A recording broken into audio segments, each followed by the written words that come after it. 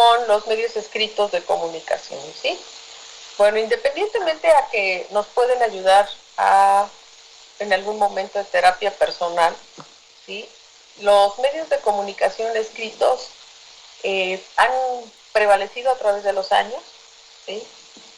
Desde hace milenios, fue de las primeras formas después del habla, ¿sí? De comunicarnos, después de los sonidos. El hombre empezó a tratar de comunicarse mediante símbolos, mediante figuras, mediante dibujos, ¿sí? Desde la época de Roma, de hecho hay algunas cuevas, ¿sí? En Altamira, en España, donde existen algunas pinturas rupestres.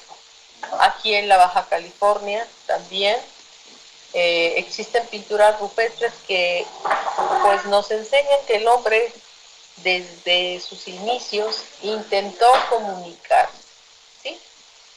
Afortunadamente fue madurando su cerebro, empezó a aprender otras formas de comunicación aparte de los dibujitos, ¿sí? Mediante sonidos emitidos por tambores o por instrumentos, mediante gruñidos al principio y después por la voz misma, ¿sí? Empezó a comunicarse, ¿sí? Pero de los medios de comunicación que podían llegar a muchas personas, pues los mejores fueron los escritos, ¿no? La imprenta, cuando aparece la imprenta, porque pues escribían en libros, en papiros primero, que eran en rollos de papel que hacían a partir de machacar la pulpa de algunos árboles o de algunos vegetales, la machacaban, le quitaban todo el jugo, la aplastaban perfectamente bien con algunas, no sé, como planchas de piedra, lograban tener un papel y en ese papel pues escribían, ¿no? Entonces, después de esos rollos que existían, papiros, ya el hombre empezó a ver la forma de comunicarse de mejor manera y más amplia, de dar a conocer su sentir, su pensar, ¿sí?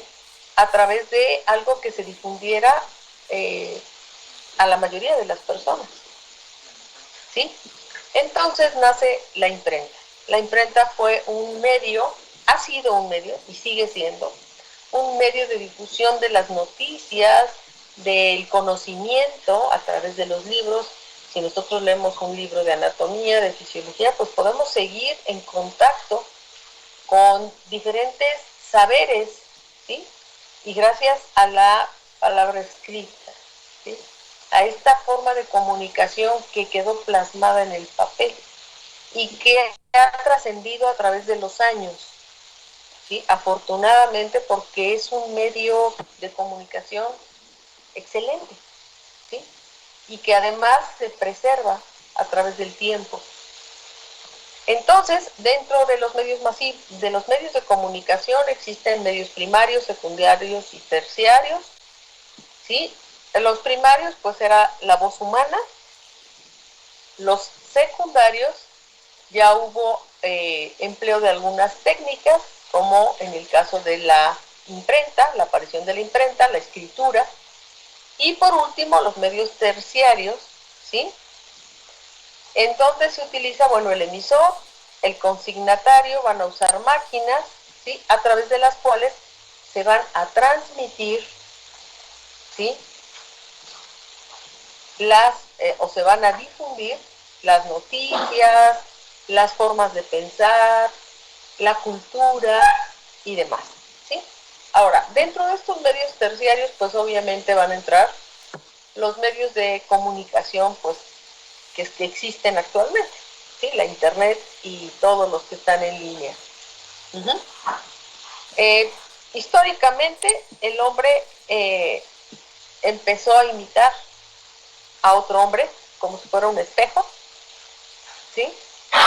Lo que percibía con los ojos y con los oídos hacía que la gente se empezara a comunicar así como medio raro, como si un chango hiciera lo mismo que hace el otro chango, de esa manera, ¿sí? Poco a poco esto fue mejorando, ¿sí?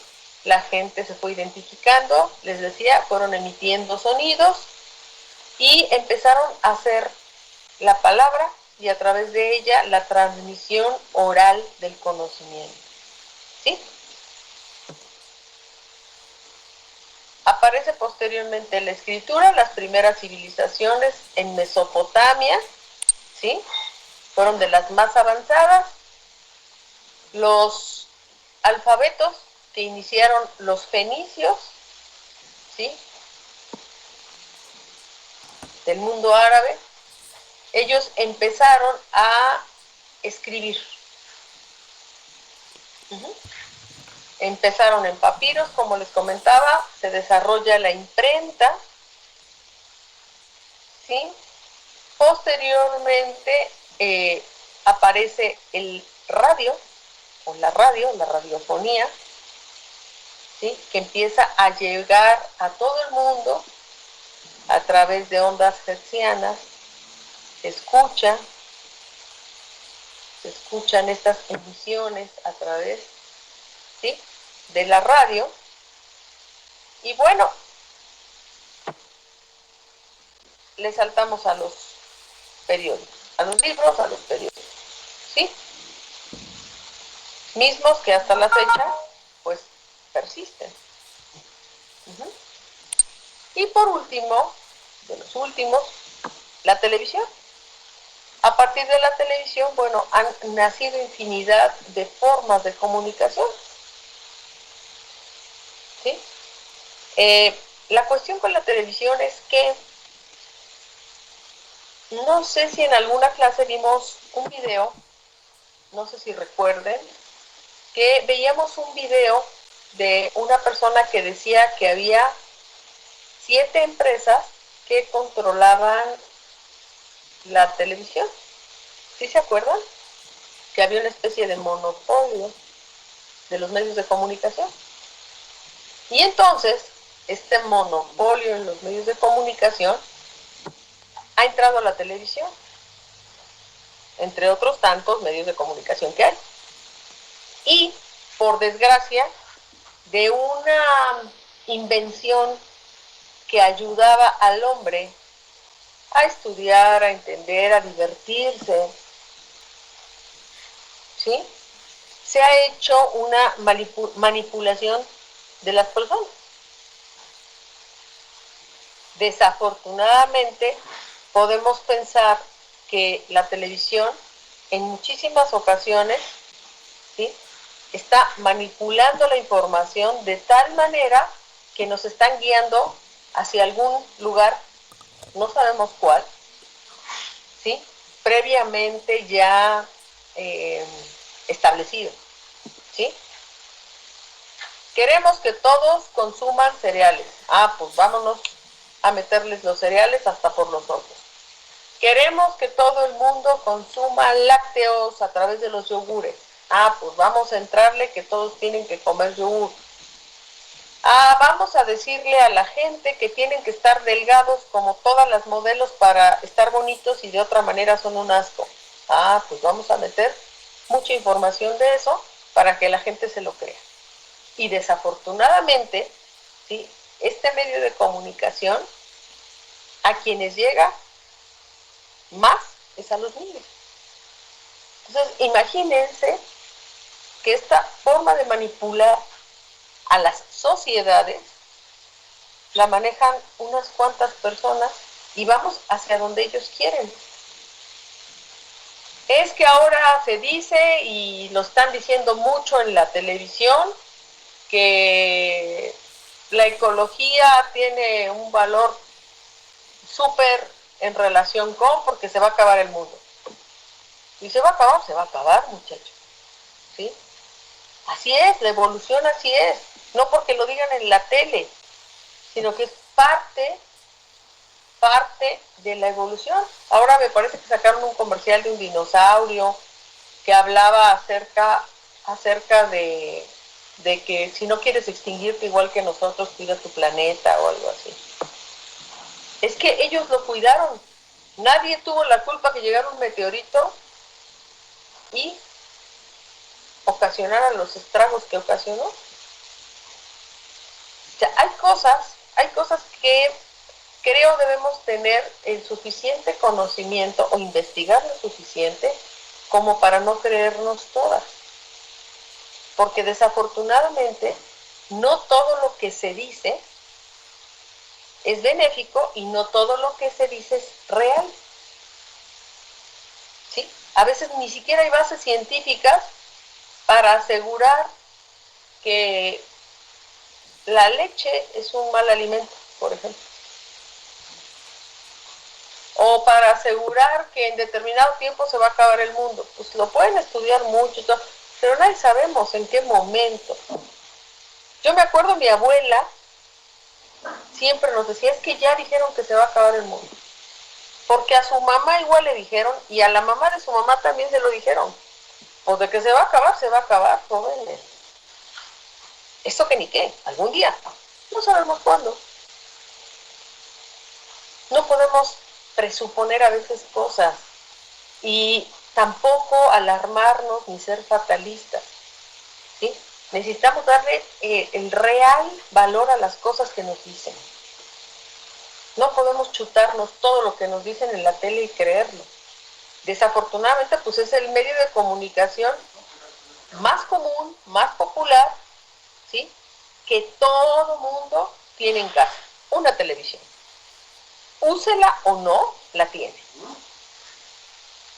Les comentaba, hay lugares, hay personas que no tendrán para comer, pero televisión sí hay. Yo he visto casitas de cartón con televisión. ¿Cómo le hacen? ¿Quién sabe? Pero de que la tienen, la tienen. De que se cuelgan de la luz y no pagan luz, también. Pero ven televisión. ¿Sí? Ahora, la persona que la inventó, muy probablemente la inventó para que la gente se instruyera, se divirtiera, se informara. ¿Y qué hemos hecho de la televisión? Una, acapararla, unas cuantas personas. Y otra, dar la información que se les da la gana a ellos. Y nada más. Ah, es que queremos tirarle a un gobernante. Ah, pues todos vamos a decir en la televisión que hay que tirarle a fulano de tal. Y se hace. Y toda la gente nos la creemos. Ay, no, es que sí es un malvado. Ay, es que fíjate, no nos ponemos a checar, ¿sí? En otros canales probablemente también haya otras formas de comunicación o alguien que esté en desacuerdo. Porque bueno, estamos casados con un canal. Hay que ver varios canales, hay que leer bastante los medios otros de comunicación, ¿sí? Hay que igual usar la internet y hay que realmente tener el criterio para decidir lo que elegimos. No porque lo diga Juan Pérez, sino porque nosotros ya investigamos y estamos convencidos de ello. ¿Sí? Esto es lo importante de los medios de comunicación, el saber apreciar realmente qué nos conviene de manera personal y qué no. El ser selectivos, muchachos. ¿Sale?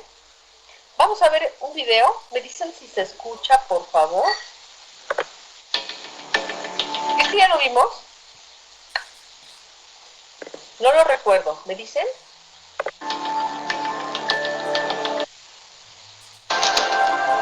Sí, creo que ya lo vimos ¿verdad? La caja de Pandora. Aquí nos quedamos como a la mitad. A ver. ¿Qué ha pasado en este año? Esta nutrióloga, creo que nos habíamos quedado por aquí, ¿verdad? ¿En la mitad? ¿Quién me dice? Sí, profesora, en la mitad más o menos. Muchísimas gracias. Consumidores no consumen ese tipo de productos. A ver. Pero que en ese caso la legislación no lo contempla, pero que deberíamos reivindicar eso. Al menos poder escoger, ya sabemos que contiene organismos modificados genéticamente, lo tiene que poner en la etiqueta.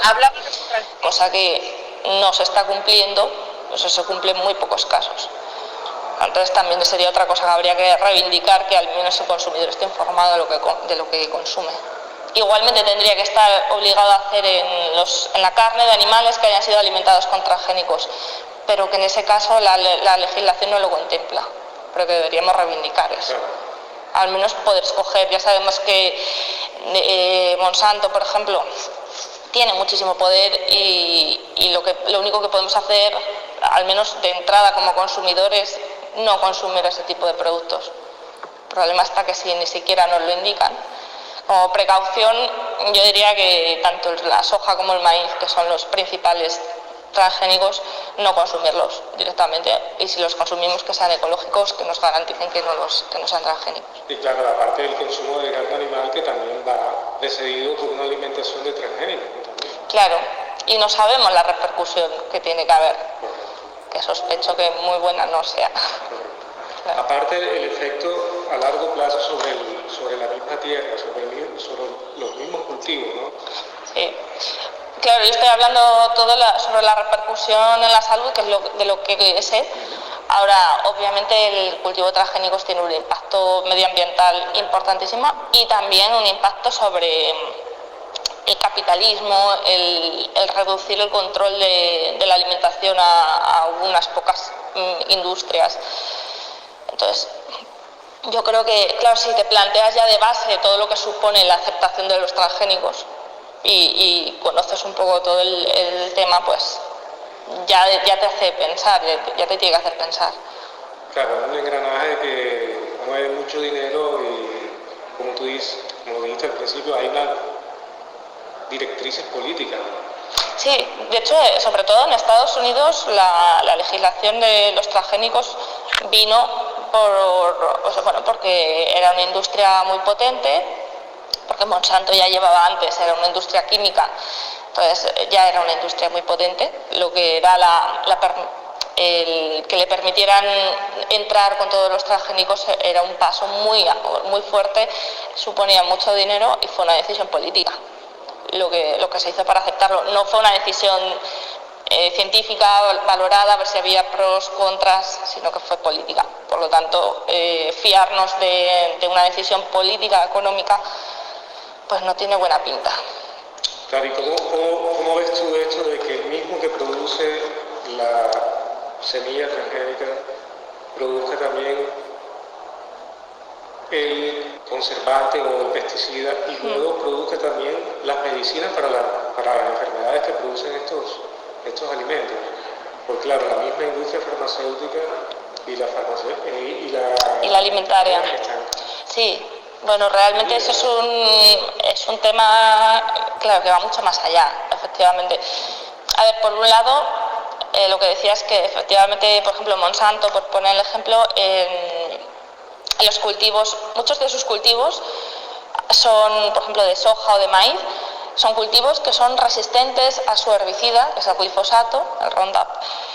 Entonces, claro, tú cultivas esa semilla transgénica y utilizas ese glifosato que ya te vende la propia industria. Entonces, otra historia con esto es que, claro, tienes que obligar al agricultor a que todos los años compre la semilla, porque no sirve de un año para otro, compre la semilla, compre el glifosato.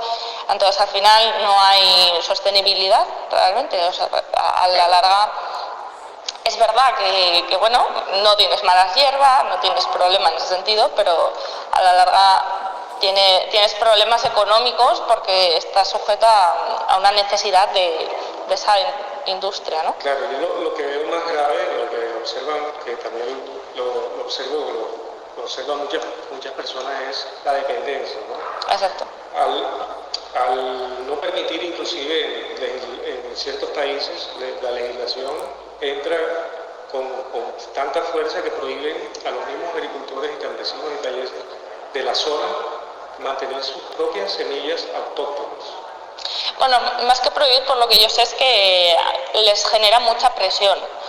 Es decir, que la propia empresa Monsanto, por ejemplo, sobre todo el agricultor, si no tiene una formación o algún conocimiento, pues es muy fácil de convencer de que esa semilla, ese maíz transgénico es mejor, porque, por ejemplo, el de aquí de España, el maíz BT de Monsanto, pues bueno, es como un milagro, ¿no? Porque es un maíz que resiste al taladro, que ha sido una plaga importante en este país, entonces pues es como la solución, la mejor solución. Entonces yo creo que el problema está en que los agricultores de toda la vida pues si no tienen un conocimiento de qué puede suponer ese cultivo transgénico a la larga, a la salud, al sistema económico, es fácil de convencer, ¿vale? Eso es lo que cuentan muchos agricultores. Sí, pero en países como Argentina, como Colombia específicamente, en el país donde nací, actualmente hace un par de años se firmó un tratado de libre comercio con Estados Unidos y entre las condiciones hubo un artículo que prohibía el mantenimiento de las semillas autóctonas de 500 años, con lo cual los agricultores y toda la alimentación empieza a depender de una industria. Todo, efectivamente. Todo. Y eso, lógicamente, ha causado muchos problemas a nivel social, a nivel económico, partiendo de la base que, como tú bien sabes, al implantar semillas y pesticidas empieza a generarse monocultivos. Sí. Ya el campesino o el país no puede tener lo que ahora todos queremos difundir, que es la permacultura, una cantidad diferente de especies. Sí, es todo lo contrario, pero claro, estamos hablando de que a nivel político, a nivel económico, es un cambio total. Y claro, a nivel de cultivo, obviamente es un tipo de cultivo totalmente diferente que no respeta la mezcla de especies, la diversidad, que es lo que realmente es lo ideal. Entonces aquí estamos hablando ya de temas, pues claro, es que se juntan todos los temas, ya no solo es el efecto en la salud, que al final realmente cuando conoces todo lo que hay detrás, piensas que el efecto en la salud ya es lo de menos. O sea, ya sospechas que va a ser malo, ya no necesitas hacer un estudio y estarte 2 años o 3 valorando. Si conoces todo eso ya te das cuenta de que... Una obviedad, ¿no? Que la salud no va a estar bien protegida. Exactamente. No. Lo que nos preocupa también un poco a las ciudadanas es que detrás de todo